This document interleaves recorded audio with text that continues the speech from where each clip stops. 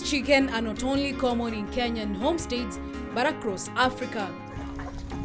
They are kept for either home consumption or for commercial production of eggs and meat. Most farmers are satisfied with few eggs, small number of chicks, and periodic monetary gains from the indigenous stock of birds.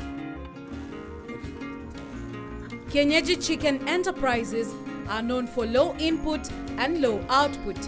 This is due to many losses from diseases, predators, or poor management.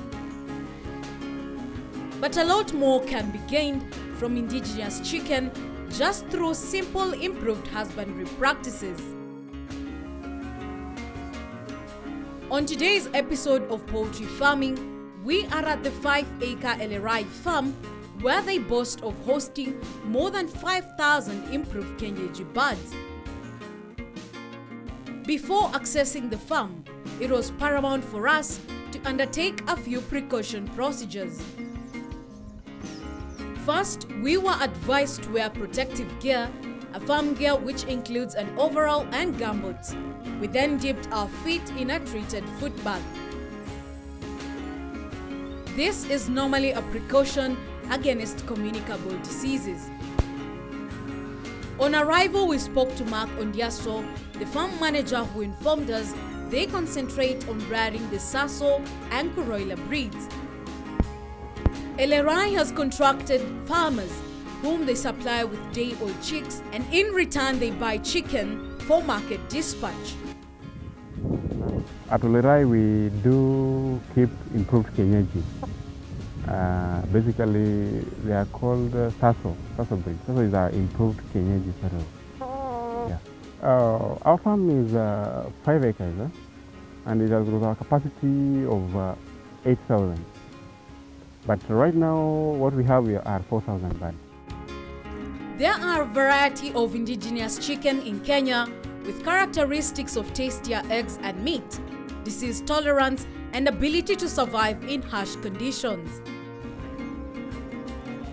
This kind of birds are very popular among farmers living in the rural areas and sell to their neighbors at friendly prices.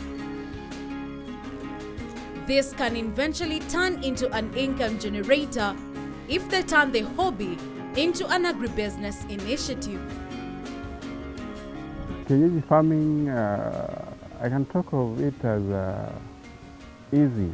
It's easier to do, but it requires time because these Kienyeji farms, they don't mature very fast. So that patience needs to be there. So, and also we are going for Kienyeji because right now the market really, they are looking for Kienyeji birds as compared to the broilers and others. With the major advancement of Kienyeji farming in Kenya, there are different breeds with different characteristics and value to farmers. Kuroilas are the best scavengers around, and this makes it a low maintenance bird. They are reared for meat and eggs, and they do well in semi-free range setup. This breed loves to eat and weighs about 3 kilograms in just 4 months. The Saso breed grows faster with delicious and tender meat and strong disease resistance. Rainbow roosters are colorful birds with feathers which are multicolored. They are raised for meat and eggs as it is a premium quality breed. Kenbro chicken is a relatively old breed. It has been in the market for over a decade now. Raising Kenbro is less labor intensive as it adapts well to varying climatic conditions and resists diseases. Naturally, Kienyeji birds are good scavengers, hence mostly reared on a free-range system. Space is a key aspect when doing the free-range system.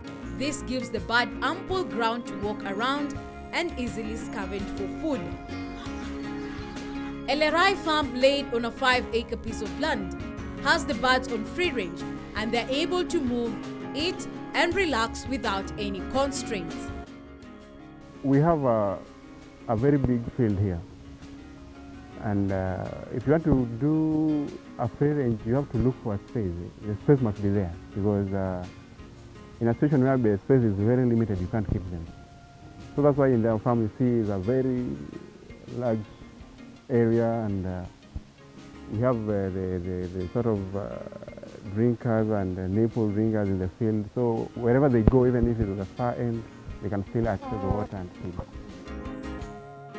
When it comes to commercial farming, there are no shortcuts. Every detail counts, and the level of commitment must be equal to the expected benefit. This starts with thorough biosecurity measures, selection of improved Kienyeji breed suitable to your market, trusted chick supplier, good brooding practices, adequate feeding and water provision, prudent vaccination schedule, and all necessary processes that you must follow to ensure the following are achieved: low mortality, rapid weight gain, sweet and tasty meat or eggs, efficient feed utilization, and acceptable bird welfare.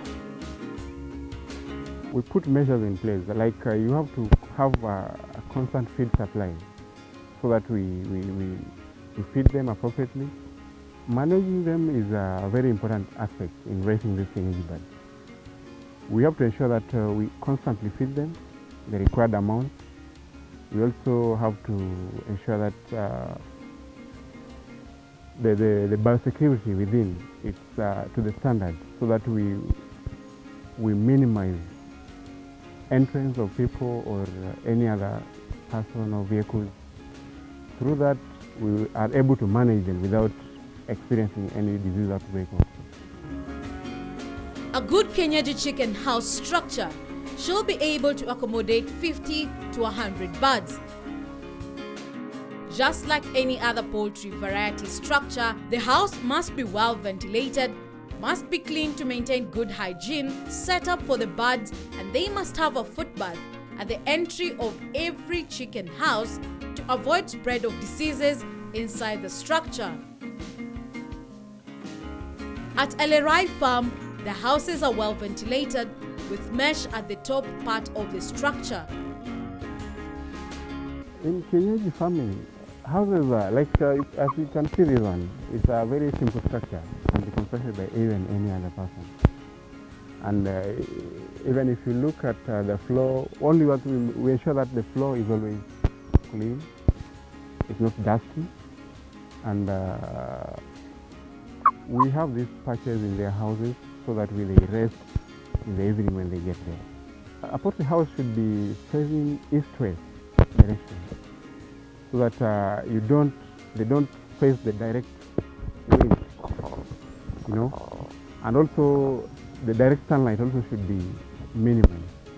So that's why you say it's an east-west kind of direction. This is one of the poultry houses. As you can see, it's a very simple structure, you know. We have got feeding rails. We are using those feeding rails basically to enable so many birds to feed on them. We also, when you look at the floor, somebody may ask, is this really the standard of a poultry floor? But with Kienyeji, it's not very much. For a tree, you ensure that it's not dusty. We are good to go. So that's why you can see we have maram sort of when we are using as in the floor. Yeah. We have got these patches all over here. This helps the birds at night when they're sleeping, or even daytime they rest on the patches. Birds really don't like sleeping on the ground. They just say if there's no any other type of patches. But in a situation whereby, like in our case, at times we put water during the day, because we find most birds are outside, some are inside, and we don't want to force them to be outside or they be inside at their own will. So at times you can put, only that you ensure that the water spillage is minimal, because that dampness and sort of will enhance the bacterial growth and disease thereafter. Aside from constructing their houses with available materials, Isinya is a hot area, and using iron sheets can create a heated environment for chicken.